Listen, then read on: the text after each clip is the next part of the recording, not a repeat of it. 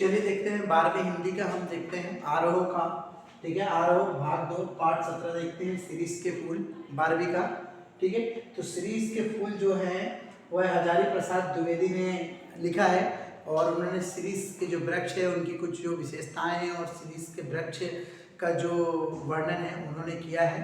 और सीरीज के वृक्ष के नीचे ही बैठकर और उनके आसपास सारे सीरीज के ही वृक्ष थे, उनका उन्होंने यहाँ पर मर्मरित वर्णन प्रस्तुत किया है। तो यहाँ पर उन्होंने लिखा है, हजारी प्रसाद द्विवेदी जी यहाँ पर बताते हैं, जो सीरीज का वृक्ष होता है वह जेठ के महीने में खिलना प्रारंभ करता है और ये जो पेड़ होता है यह संघर्ष का प्रतीक होता है और यह जो पेड़ है वह कठोरता और कोमलता का संघर्ष गर्मी व लू में सौंदर्य प्रदान करता है। ठीक है, अर्थात यह एक ऐसा पेड़ है जो कि गर्मी में फूलों से लदा हुआ रहता है। आगे हजारी प्रसाद द्विवेदी जी ये बताते हैं कि जेठ के महीने में जलती धूप में सौंदर्यता बिखेरने का काम यह पेड़ करता है। जब जेठ का महीना होता है तो चारों तरफ भीषण गर्मी होती है और चारों तरफ लू और आंधी चलती है और उस समय चारों तरफ जेठ के महीने में एक अग्नि कुंड सा माहौल बना होता है और चारों तरफ भीषण गर्मी पड़ती है, परंतु यह जो वृक्ष होता है शीर्ष का यह फूलों से लदा हुआ होता है। उसी का वर्णन यहाँ पर लेखक ने किया है। तो लेखक आगे लिखते हुए कहते हैं कि यह जो पेड़ है गर्मी में खिलते हैं, गर्मी में खिलता है शीरीष का पेड़ और उस समय कनेर और अमलतास के पेड़ भी खिलते हैं, परंतु कनेर और अमलतास के जो वृक्ष हैं उनकी तुलना शीरीष के वृक्ष से नहीं की जा सकती है, क्योंकि शीरीष का वृक्ष जो है वो कम से कम 3 से 4 महीने तक फूलों से लदा हुआ रहता है, परंतु जो कनेर और अमलतास है वह केवल 15-20 दिन ही खिले हुए रहते हैं गर्मी में। तो शीरीष का जो वृक्ष है लेखक ने उसे संघर्ष का प्रतीक माना है। जो शीरीष का वृक्ष है वह कठोरता और कोमलता का संघर्ष गर्मी व लू में सौंदर्य प्रदान करने के लिए करता है। अतः हम कह सकते हैं कि शीरीष का जो वृक्ष है, शीरीष के वृक्ष में कठोरता और कोमलता पाई जाती है। ये दोनों से ही शीरीष का वृक्ष सौंदर्यता प्रदान करता है, ठीक है, वृक्ष को और पुष्प से भर देता है वृक्ष को। आगे लेखक लिखते हुए कहते हैं कि ये जो शीरीष का वृक्ष है यह बसंत से आषाढ़ तक खिलते हैं और फूलों से खिले हुए रहते हैं और अगर इन वृक्षों का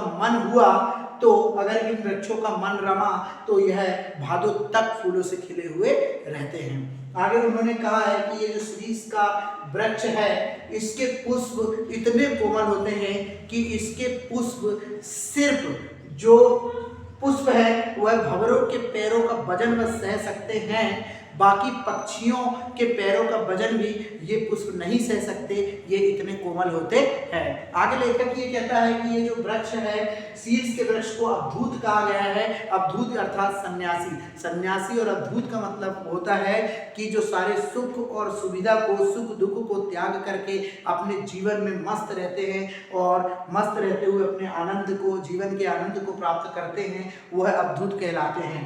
तो शीरीष का वृक्ष जो है एक प्रकार से अगर अपन देखें तो यह अवधूत और सन्यासी की तरह होता है। अर्थात अवधूत और सन्यासी वो व्यक्ति होते हैं जो सुख दुख से दूर होकर और भीषण कष्टों और कठिनाइयों से जीवन में रस को प्राप्त करते हैं, वह अवधूत और सन्यासी लोग होते हैं। ठीक उसी प्रकार भी शीरीष का वृक्ष होता है जो अर्थात शीरीष का वृक्ष जेठ की तपती गर्मी में आंधी लू से दूर रहकर भादों की उमस में मस्त रहता है और जीवन का रस ले लेता है और जीवन का रस प्राप्त कर लेता है। अतः हम कह सकते हैं कि शीरीष का जो वृक्ष है वह कष्टों और कठिनाइयों को सहन करता है। कष्टों और कठिनाइयों को सहन करते हुए वह भीषण गर्मी में फूलों से लदा हुआ रहता है। अतः हम कह सकते हैं कि शीरीष का जो वृक्ष है वह शीरीष का वृक्ष संघर्ष का प्रतीक होता है। आगे हम देखते हैं कि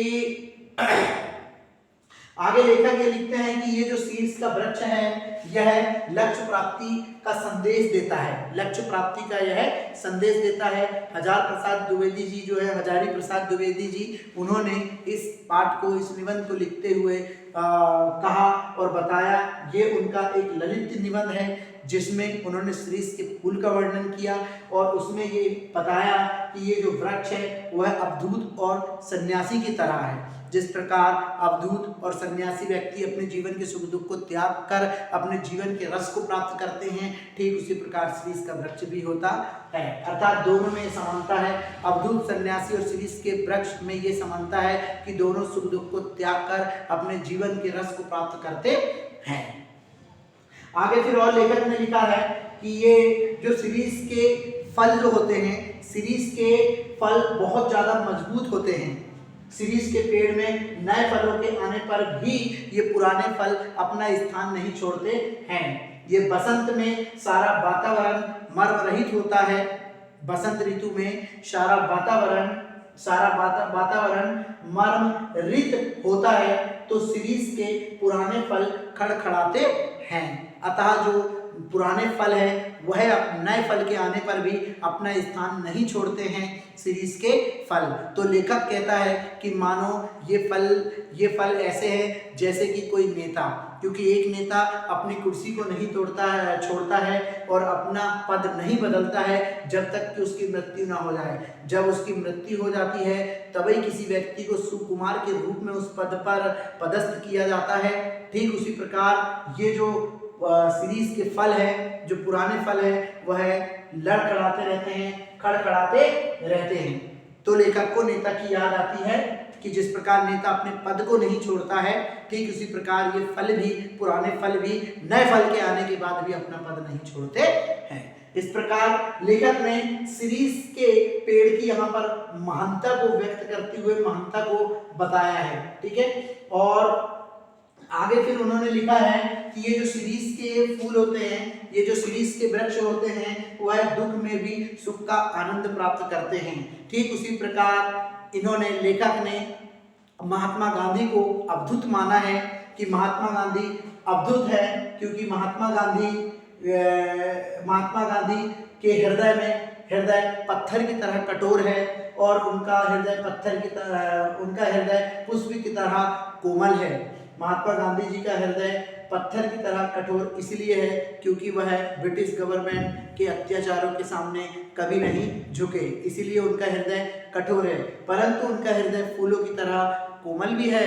क्यों? क्योंकि उन्होंने शूद्रों को हरिजन कहकर पुकारा है, अर्थात शूद्रों को, दुश्मनों को, शत्रुओं को हरिजन कहकर पुकारा है, इसीलिए उनका हृदय कोमल की तरह, कोमलता उनके हृदय में है। आगे और उन्होंने लिखा है कि महात्मा गांधी जी जो है वह फूलों की तरह कोमल इसलिए भी है क्योंकि वह देशवासियों के लिए हमेशा तत्पर तैयार रहते हैं, देश की रक्षा करने के लिए और देशवासियों की मदद करने के लिए और देश को स्वतंत्र कराने के लिए संलग्न है और तत्पर तैयार है, इसीलिए उनका हृदय फूलों की तरह कोमल है। अब लेखक यहाँ पर आगे लिखते हुए कहते हैं कि लेखक कहते हैं कि मुझे इस बात का दुख है कि आज हमारे भारत देश में, ठीक है, आज देश में शीर्ष के जैसा कोई व्यक्ति नहीं है। अर्थात जिस प्रकार जितना संकट और कठिनाई और जितनी संघर्ष शीर्ष का पेड़ करता है, उतना आज हमारे भारत देश में कोई भी व्यक्ति शीर्ष के पेड़ की तरह नहीं है।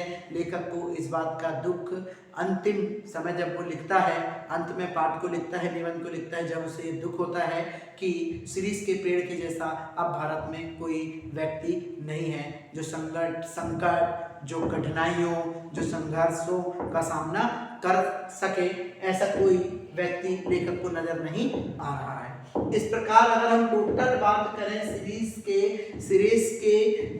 पेड़ की या शीर्ष के फूल की, तो टोटल हमारे पास एक ही निचोड़ आता है कि शीर्ष का जो पेड़ है, शीर्ष के जो फूल है, वो संघर्ष का प्रतीक है। संघर्ष तो इस पाठ को लिखने का मुख्य उद्देश्य जो था हजारी प्रसाद द्विवेदी जी का, वो ये समझाना था कि संघर्ष क्या होता है। तो शीर्ष का फूल जो है, शीर्ष का वृक्ष जो है, वो संघर्ष का प्रतीक है, संघर्ष का प्रतीक है। वो कठिनाइयों को सहता है, कष्टों को सहता है और उसके बाद भीषण गर्मी में जलती हुई अग्नि कुंड की तरह जब गर्मी चारों ओर पड़ती है तो वो फूलों से लद जाता है, फूलों से खिल जाता है और अपने लक्ष्यों की प्राप्ति कर लेता है और लक्ष्य प्राप्ति का संदेश लोगों को देता है। तो यहाँ पर इस पुष्प की, इस पेड़ की संघर्ष को बताया गया है।